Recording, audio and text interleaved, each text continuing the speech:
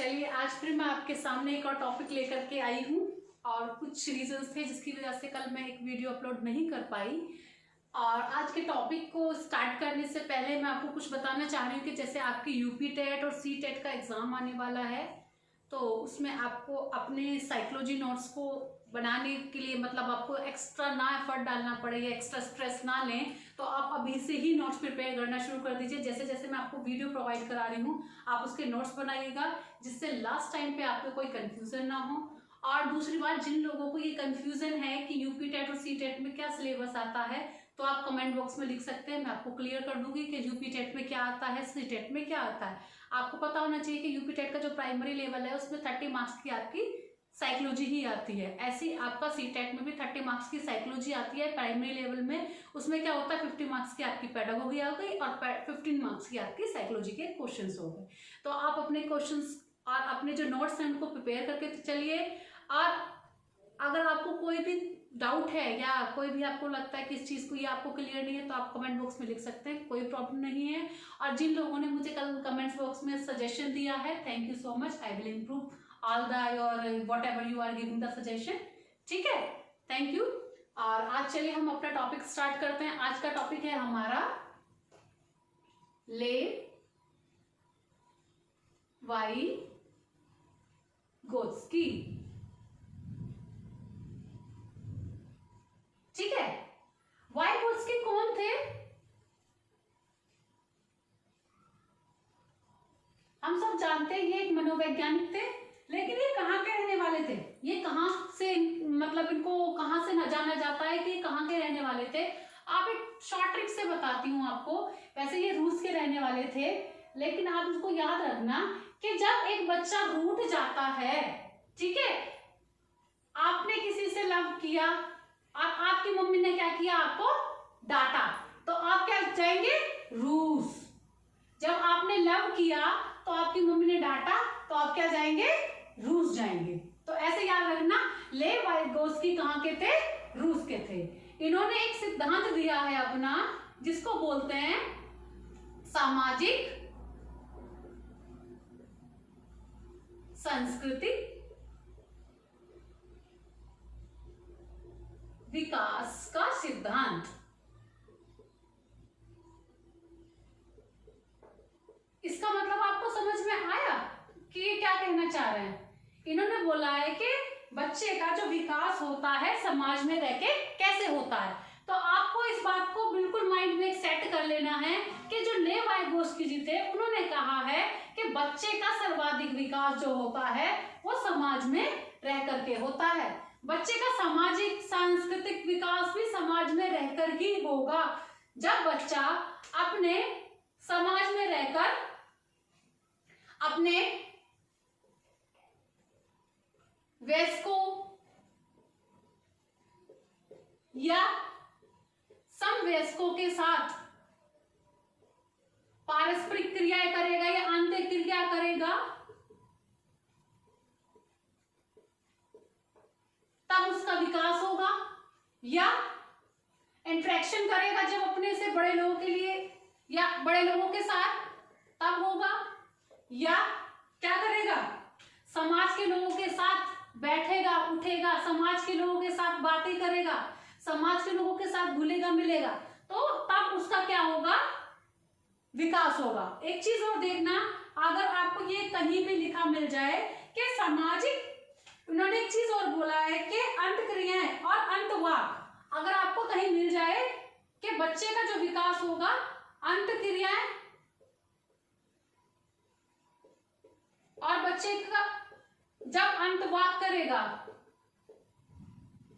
तभी बच्चे का विकास पॉसिबल है। ये कहते हैं कि बच्चा जब समाज में रह के दूसरों के साथ अंतक्रियाएं करेगा, इंटरेक्शन करेगा, बातें करेगा, तभी उसका विकास पॉसिबल है। और बच्चा जो सीखता है नकल करके सीखता है, दूसरे को देख करके सीखता है, नकल द्वारा सीखता है। इसका मतलब है हम जैसा देख रहे हैं समाज में हम वैसा ही सीखेंगे। और इन्होंने क्लियर बोला है, इन्होंने बच्चे के विकास के लिए, भाषा के विकास के लिए, बच्चे के विकास के लिए समाज पर जोर दिया है या बल दिया है कि बच्चे का जो विकास होगा समाज में रहकर ही हो सकता है, समाज से अलग बच्चे का विकास संभव नहीं है। और एक और चीज याद रखना, जो लेव-वाइगोत्स्की के अनुसार जो सामाजिक अधिक्रियाएं हैं या समाज के अधिगम जो करता है बच्चा जो समाज में अधिगम करता है, बच्चा समाज में अधिगम करता है किसके द्वारा होता है? बच्चा समाज में अधिगम जो करता है सामाजिक गतिविधि के द्वारा।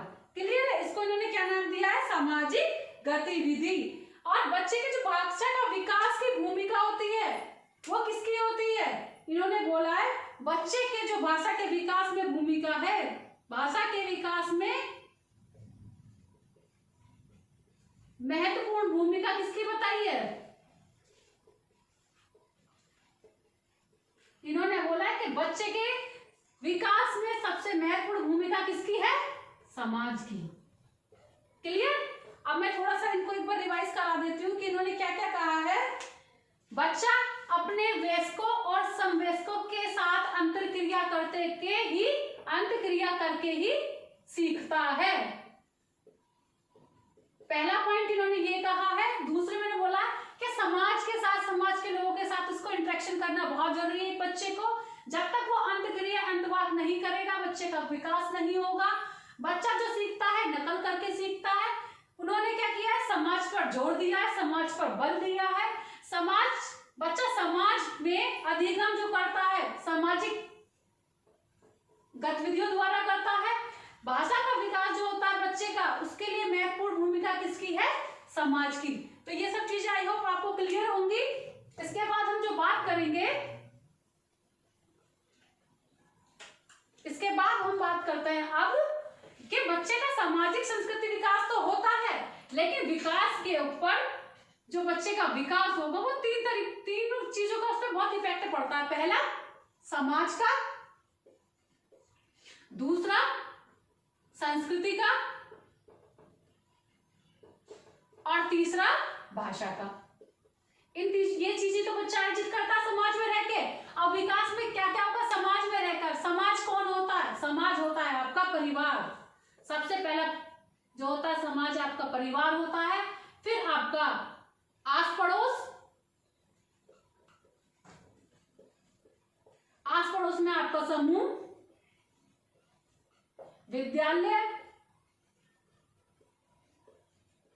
आस पड़ोस में जाति को क्या बना लेता है? मित्र। तो सबसे पहले समाज क्या है उसका? सबसे पहले समाज है उसका खुद का परिवार। जब तक वो परिवार के लोगों के साथ बातें नहीं करेगा, परिवार के लोग उसको बातें नहीं करेंगे या उसके साथ बातें करना नहीं जानेंगे, तो बच्चा बोलना नहीं सीखता। आपने देखा होगा कि जो माता पिता अपने बच्चे के साथ एक्टिविटीज नहीं करते तो कहीं ना कहीं उसका प्रभाव उनके बच्चे पे देखने को मिलता है। तो जब तक बच्चे के साथ अंतर्क्रियाएं, अंतवाक, बातचीत, इंटरेक्शन नहीं होगा तो उसका भाषा का विकास नहीं होगा, बच्चे का विकास नहीं होगा।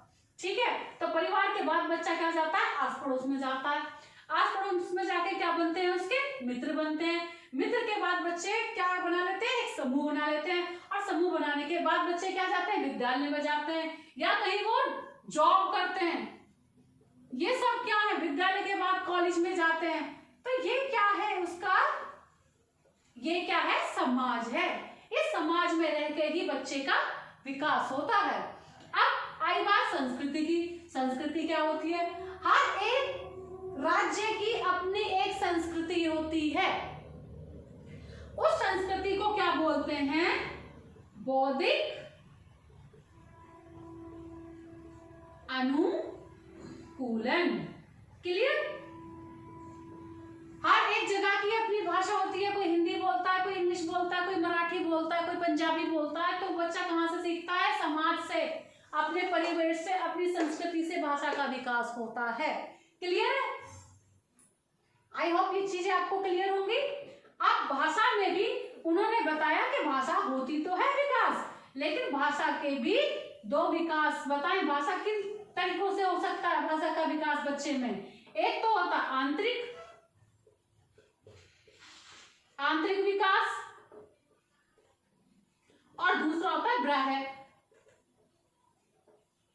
विकास। अब इन दोनों में क्या डिफरेंसेस हैं? इन दोनों में ये डिफरेंसेस हैं कि बच्चा जो बातें उसके मन में है, जो मन में विचार हैं, वो क्या है? आंतरिक। और जब वो बातें किसी से बोल देता है वो क्या हो जाती है? बाह्य। जब वो भाषा के रूप में किसी से बोल देता है, जब तक उसके बातें मन में चल रही हैं, सोच है उसके दिमाग में, ये करना चाहिए वह नहीं करना चाहिए, मैंने कहा कि भाई मुझे पढ़ना चाहिए, लेकिन मैं दूसरे से बोलता हूँ मुझे पढ़ना है, तो जब तक उसकी बातें जो मन में चल रही है, जो विचार उसके मन में चल रहे हैं, तब तक तो वो आंतरिक विकास है भाषा का। जब वो बातें बाहर बोल देता है तो वो क्या हो गए? बाह्य विकास। क्लियर? अब इसके बाद हम क्या बोलेंगे?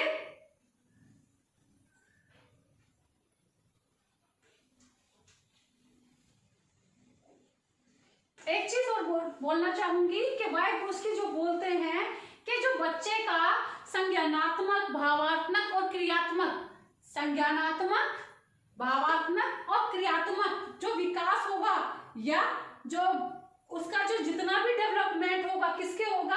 बच्चे का सामाजिक विकास भी समाज में रहकर ही होता है। अगर हम बात करें कि बच्चे का संज्ञानात्मक, भावनात्मक या सामाजिक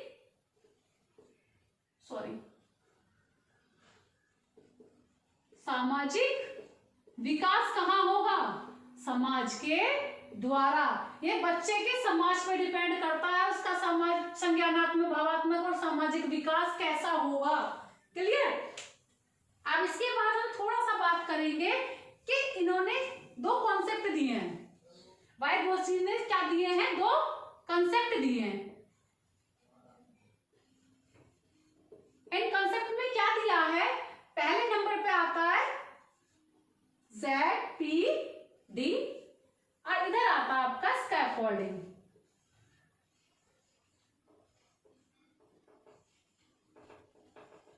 अब हम बात करेंगे ZPD क्या है। इसको हम बोलते हैं जोन, कुछ लोग लिखते हैं ऑफ, कुछ ऐसे ही लिख देते हैं, जोन ऑफ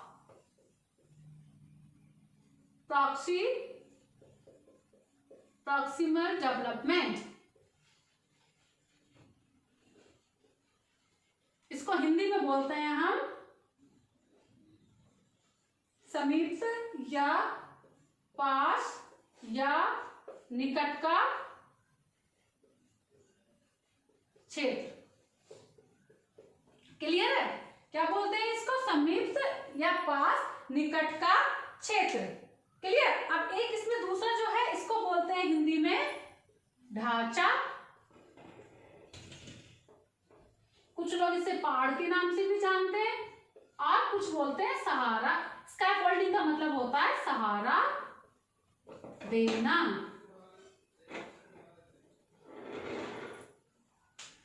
अब हम बात करें कि जोन ऑफ प्रॉक्सिमल डेवलपमेंट होता क्या? जोन ऑफ प्रॉक्सिमल डेवलपमेंट की अगर हम बात करें, ये वो होता है कि एक बच्चा है, ठीक, उसका एक वास्तविक विकास है और एक संभावित विकास है। वास्तविक विकास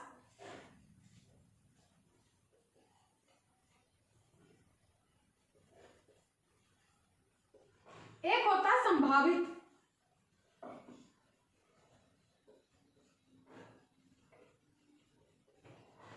इन दोनों के बीच का जो अंतर है उसको हम बोलते हैं ZPD। क्लियर है? अब मैं इसको एक एग्जांपल के थ्रू आपको समझाती हूं।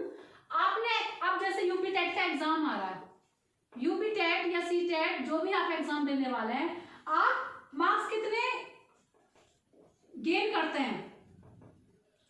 आप सपोज करके चलिए कि आपने 90 मार्क्स, आपके बार बार 90 मार्क्स आते हैं, आप कोशिश करते हैं उसको 100 लाने की, ठीक है, लेकिन आपके क्या आ जाते हैं?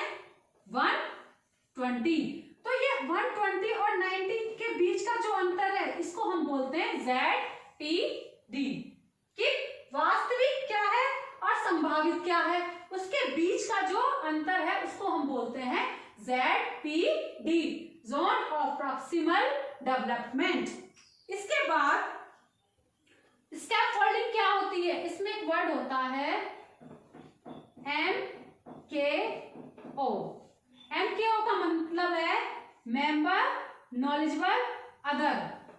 जो अन्य है, अन्य लोग कौन कौन है जिनके पास इसकी क्या है, जो जैसे कि हम बात करें कि MKO क्या बोलते हैं, इसको बोलते हैं मेंबर, नॉलेजेबल, अदर्स।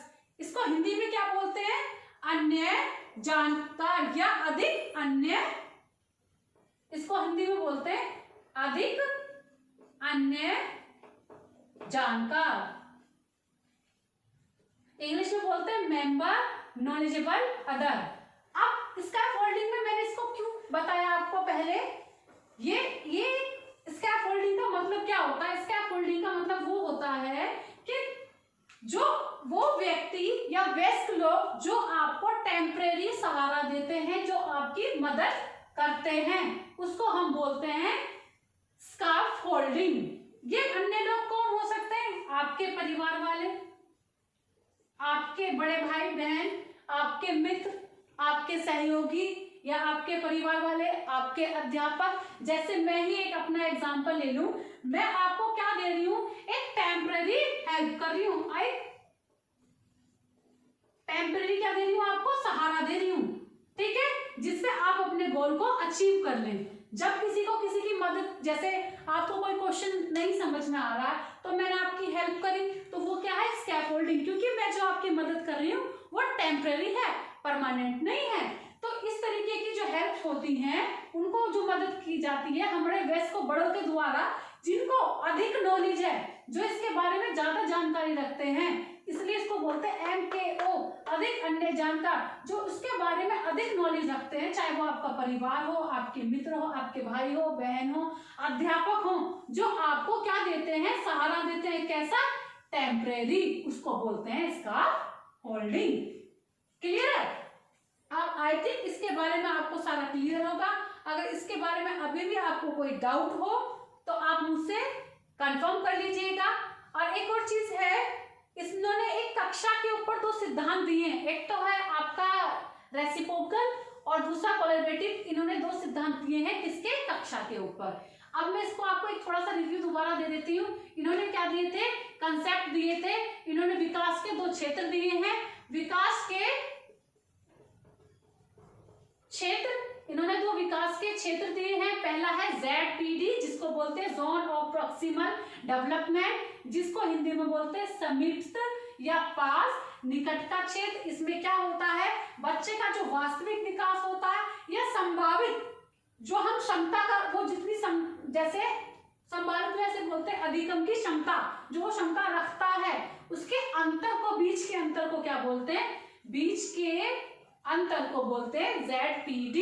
अब मैंने एग्जांपल के थ्रू आपको बताया कि अगर आप कोई एग्जाम दे रहे हैं, उसमें आपके मार्क्स जो आ रहे हैं 90, लेकिन आप चाहते हैं 100 लाना, लेकिन आपकी हेल्प, किसी की हेल्प से आपको क्या आ गया 120, तो 120 और 19 के बीच का जो गैप है उसको हम बोलते हैं ZPD।